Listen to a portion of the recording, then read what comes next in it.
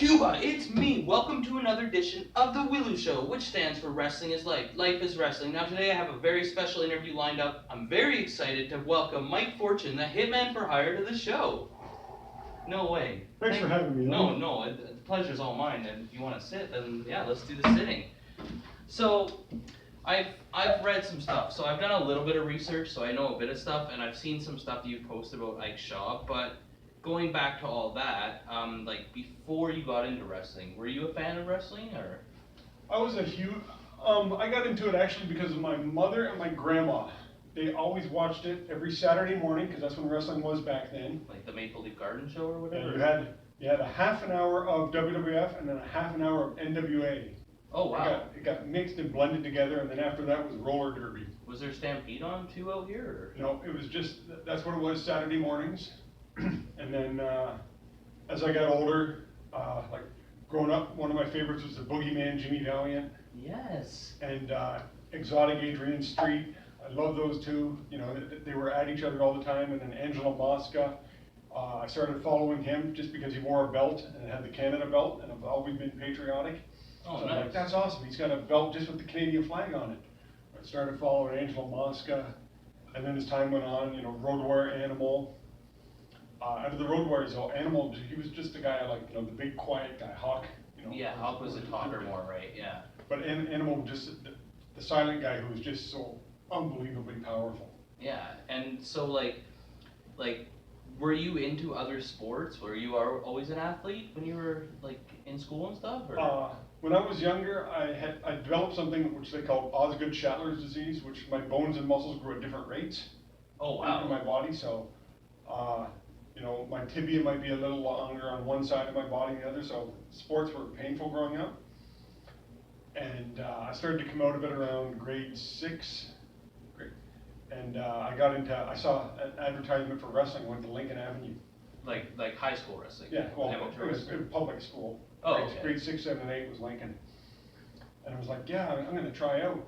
And I showed up at the gym, and I'm like, this is nothing like the wrestling I see on TV. Oh, yeah, because, I didn't know either. I went in grade 7, I never won a match, and that was it for me. And in grade 6, 7, and 8, I got trounced in 3 years. You know, the coaches would take me out to because I never gave up. I was going to quit once in grade 6. You know, I lost all my matches and I was going to quit, and my mom said, she gave me a piece of advice that still sticks with me today. She goes, quitting is easy, but it's tough to stop. True enough. And like, you're a big dude. Like, were you always big at that age too? Like 12, 13? Or yeah, by the time I was 14 years old in grade 8, I was 6 foot, 170 pounds. Holy jeez. So I was a big kid, but like I said, I was still uncoordinated because I grew fast. I grew a foot inside 3 years, so I was growing 4 inches a year. So it's hard to get used to. It's like being awkward for a bit. And I still had problems with like I said, with the muscle growth and the bone growth. Wow. And you know, then I started wrestling in grade 9, didn't win. Grade 10, didn't win. Grade 11, didn't win. Grade 12, during that between grade 11 and 12, I met a guy named Fred Schaller who was on the Canadian National Wrestling team. He took me aside. He was like, you know, you're a big kid. I was 6'5", 180 pounds.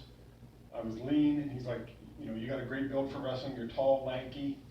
He goes, you got strong legs and neck. And he taught me a whole bunch of things. I came back for my grade 12 year. My high school wrestling partner, you might know him, Gaza Kelman. Oh, of course, yeah, of course I know. Yeah, he was my high school wrestling partner. He was much heavier than me. I mean, and I was a rake in high school. At 6'5", 180 pounds. Yeah, that's really skinny. Yeah. My bicep and wrist were the same size. I was 130 and I was like 5'11", so that's like basically you'd probably be the same skinny as me, right? Yeah. I was skin and bones. Like I was tiny.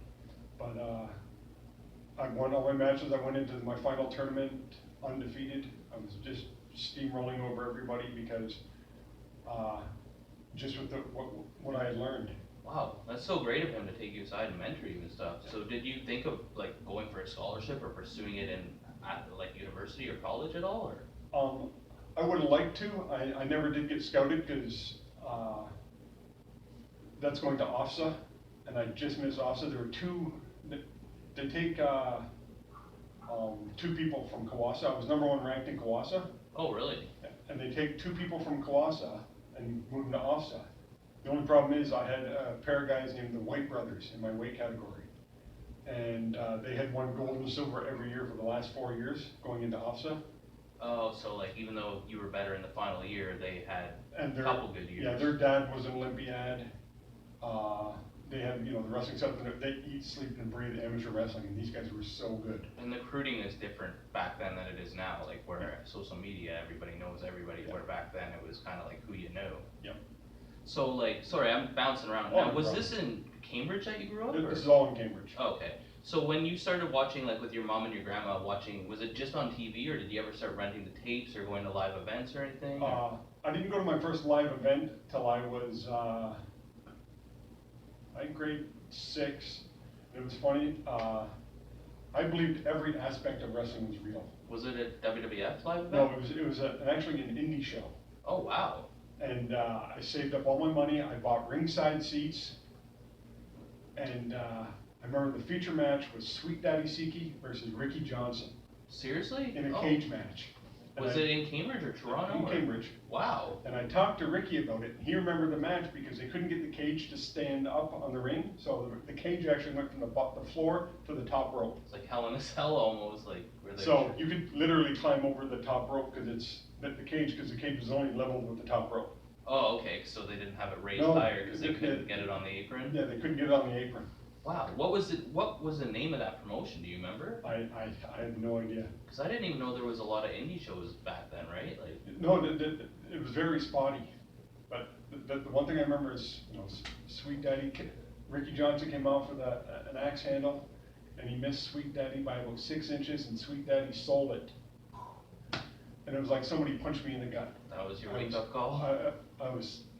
I was bent over. I was like seeing Easter Bunny and Santa Claus, wrapped all at once. Devastated, like. And I remember telling Ricky Johnson this at at one of the PWA shows, and he was killing himself in laughter.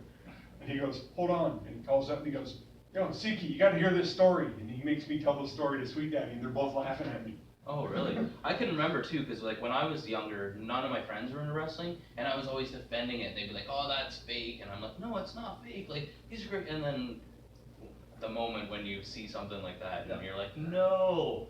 Like you tuck your tail between the legs, and you're like, "I'm never defending it again." But the tapes, me and my friend Craig, we would go down to one of the video stores and we'd rent everything we could. And one time we rented 24 hours worth of videotapes. Oh wow. To see if we could do a 24-hour, and we did it. And we started out with what we thought the worst, and we saved up to we ranked the tapes. And the final tape was WWF cage and chain matches or something like that. And we're watching it, we're both like, Like Coliseum Video presents Yeah. best cage matches or something. And we could care less, like, we've already watched 23 hours of wrestling. By the end of it, we're like, we should have put this on first. We would have been more excited. Oh no, yeah, you burned yourself out of it. So like you always were a fan and stuff like that, but like, did you ever? Because back then people didn't know about wrestling schools. It was like tight knit, like hush hush. You can't really get in the business. Did you ever? I actually have could have brought it. I have a letter from Killer Kowalski School. Oh wow. I wrote them and asked them if I could come, and they were like, yeah, it'll cost. It was $1,500 for 3 months. American? Yeah. And this is like 20 years ago, so? This is 1991. Oh wow, okay. I was still in high school. That's a lot of money back then, Yeah. right? And my mom was like, yeah, if you got it, go ahead. And I wrote them back saying, I have a heart problem called SVT. SVT, it's ventricular tachycardia. I have an irregular heartbeat. Oh, okay, all right. And I told him, he's like, sorry kid, it's going to be a no-go. Oh, he didn't want to. Yeah. He didn't want to have his self-associate if something happened and Yeah. stuff. And where did you find like from a wrestling magazine you found his school or something? Yeah, there was. I think the magazine was Wrestling Scene or something like that.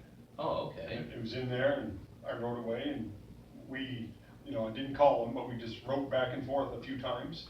Wow.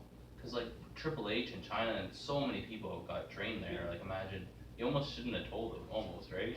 I wish I hadn't, but I was, I wanted to be upfront about it. Yeah, true enough. I mean, honesty is the key, right? Yeah. So like you're doing high school wrestling, like being a tall guy, did you ever get recruited for volleyball or basketball or anything like that as well? Or? Actually, our volleyball team won offset. It was the best in the province. And you were on it, or? And I had a choice between that and football.